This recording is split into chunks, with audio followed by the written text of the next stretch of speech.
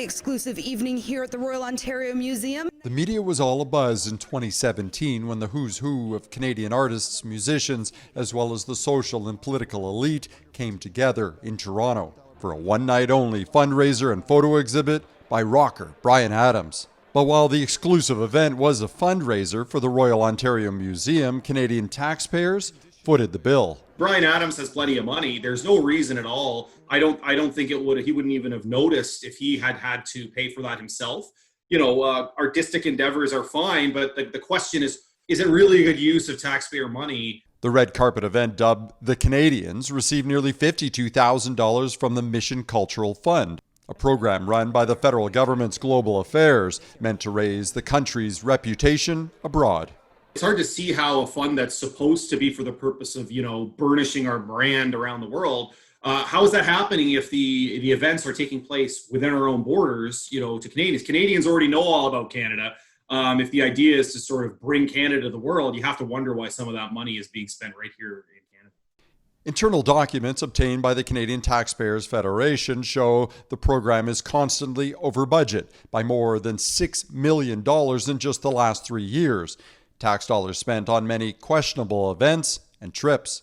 Some artist support groups say historically those funds have been tough to secure for some and suggest those millions would be better spent providing a living wage to those who are actually struggling. We would like to see more of that for sure. And again, I think a basic income would for all Canadians, not just artists, would be really, really beneficial as well. One artist who managed to secure cash from the Mission Cultural Fund is musician and artist Peaches. Thank you, Canada. Really, it was so exciting to have that support and to be, recognized so that I could do this work. In 2019, she used the nearly $9,000 to help put on her first art show at the famous Kunstverein Gallery in Hamburg, Germany, titled Whose Jizz Is This?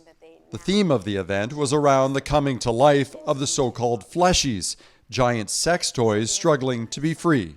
I thought about, my work in empowerment and also rewriting narratives. And I thought, what if, because these double masturbators have a mouth on one side and a vagina on the other, they could actually, if we look in an absurd way, they could actually pleasure themselves and figure.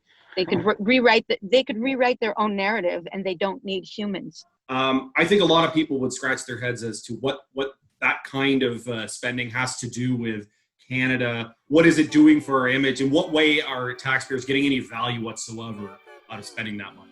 Hoping to understand the criteria for how these millions of dollars are handed out, the Canadian Taxpayers Federation reached out to Global Affairs, which controls the Mission Cultural Fund, repeatedly for 2 months. No one has yet to respond. Reporting for the Canadian Taxpayers Federation, I'm Peter Ackman.